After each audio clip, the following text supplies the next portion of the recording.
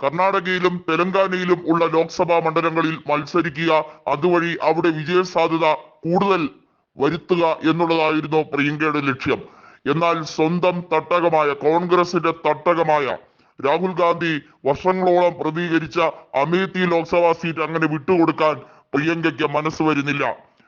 സഹോദരൻ രാഹുൽ ഗാന്ധി മത്സരിച്ചില്ലെങ്കിൽ താൻ മത്സരിക്കും എന്ന ദൃഢപ്രതിജ്ഞയിൽ തന്നെയാണ് പ്രിയങ്ക ഗാന്ധി. സ്മൃതി ഇറാനി കഴിഞ്ഞ തവണ 52,000 വോട്ടുകൾക്ക് തോൽപ്പിച്ച രാഹുൽ ഗാന്ധിക്ക് വയനാട്ടിൽ പക്ഷേ മിന്നുന്ന ഭൂരിപക്ഷമാണ് കിട്ടിയത്. എന്നാൽ ഇക്കുറി രാഹുൽ ഗാന്ധി വയനാട്ട് വിട്ടുകൊണ്ട് അമേത്തിയിലേക്കില്ല എന്ന രീതിയിലേക്ക് കാര്യങ്ങൾ അടുക്കുമ്പോൾ പ്രിയങ്ക ഗാന്ധി തന്നെയായിരിക്കും അമേത്തിയിൽ മത്സരിക്കുക എന്നുള്ളത് വ്യക്തമാക്കുകയാണ്. പ്രിയങ്ക ഗാന്ധി വേഴ്സസ് സ്മൃതി ഇറാനി എന്ന രീതിയിലേക്ക് ഫൈറ്റ് പോയാൽ കൃത്യമായും സമാജ്വാദി പാർട്ടിയും കോൺഗ്രസും ശക്തമായി നിന്നുകൊണ്ട് BJP എതിർക്കും എന്നുള്ളത് വ്യക്തമാണ്. അമേത്തിയിൽ പ്രിയങ്ക ഗാന്ധിയാണ് തെരഞ്ഞെടുപ്പിൽ സ്ഥാനാർത്ഥിയാവുന്നതെങ്കിൽ സ്മൃതി ഇറാനിക്ക് ഭാരം കൂടും എന്നുള്ളത്, അതായത് ബുദ്ധിമുട്ടേറും എന്നുള്ളത് എടുത്തു പറയേണ്ട കാര്യമാണ്. ഒരു ഈസി വാക്ക് ഓവർ ആയിരിക്കില്ല അമേത്തി എന്നുള്ളതും പ്രിയങ്ക ഗാന്ധി നിതാന്തമായ പരിശ്രമം അമേത്തിയിൽ ജനങ്ങളുമായിട്ടുള്ള സംസർഗത്തിലൂടെ കൊണ്ടുവന്നിട്ടുണ്ട്. അവിടുത്തെ ജനങ്ങളുമായി അഭേദ്യമായ ബന്ധം തെരഞ്ഞെടുപ്പ് റാലി ഉൾപ്പെടെയുള്ള കാര്യങ്ങളിൽ പ്രിയങ്ക നടത്തിയിട്ടുണ്ട്.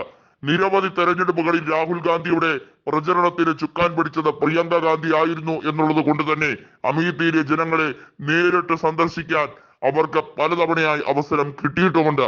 അതുകൊണ്ട് തന്നെ ഇക്കുറിയും ലോക്സഭാ തെരഞ്ഞെടുപ്പിൽ അമേത്തിയിൽ പ്രിയങ്ക ഗാന്ധി മത്സരിക്കുകയാണെങ്കിൽ തീർച്ചയായും അത് വലിയ രീതിയിലുള്ള ചരിത്ര വിശേഷമായി മാറും എന്നുള്ള കാര്യത്തിൽ സംശയമില്ല. കഴിഞ്ഞ ലോക്സഭാ തെരഞ്ഞെടുപ്പിൽ 3.25 ലക്ഷത്തോളം വോട്ടുകൾ മാത്രമേ കോൺഗ്രസിന് പിടിക്കാൻ കഴിഞ്ഞുള്ളൂ. എന്നാൽ അത് ഇക്കുറി മാറ്റപ്പെടും എന്നുള്ളത് ഉറപ്പാണ്. അമേത്തി ലോക്സഭാ തെരഞ്ഞെടുപ്പിൽ കോൺഗ്രസ് വിജയിക്കേണ്ടത് കോൺഗ്രസിന്റെ ആവശ്യമായി മാറിക്കഴിഞ്ഞിരിക്കുന്ന സാഹചര്യമാണ്. കഴിഞ്ഞ തവണ റായ്ബറേലി സീറ്റ് മാത്രമാണ് സോണിയാഗാന്ധിക്ക് നിലനിർത്താൻ കഴിഞ്ഞത്. അതും 1.5 ലക്ഷം വോട്ടുകൾക്ക് മാത്രമേ അവർക്ക് ജയിക്കാൻ കഴിഞ്ഞുള്ളൂ. സാധാരണയായി 3 ലക്ഷത്തിന് പുറത്തേക്ക് ഭൂരിപക്ഷം ഉള്ള സോണിയാഗാന്ധിയുടെ ഭൂരിപക്ഷം കുറഞ്ഞത് കോൺഗ്രസ് കേന്ദ്രങ്ങളെ അമ്പരപ്പുണ്ടാക്കിയ കാര്യമാണ്. അതുകൊണ്ട് തന്നെ ഇക്കുറി കോൺഗ്രസ് 15ഓളം സീറ്റുകളിൽ ഉത്തർപ്രദേശിൽ സമാജ്വാദി പാർട്ടിയുമായി സഖ്യം ചേർന്ന് മത്സരിക്കുമ്പോൾ എന്തു തന്നെ വന്നാലും വലിയ രീതിയിൽ കോൺഗ്രസിന് മുന്നേറ്റം ഉണ്ടാക്കാൻ സാധിക്കും എന്ന് തന്നെയാണ് നേതൃത്വം കരുതുന്നത്.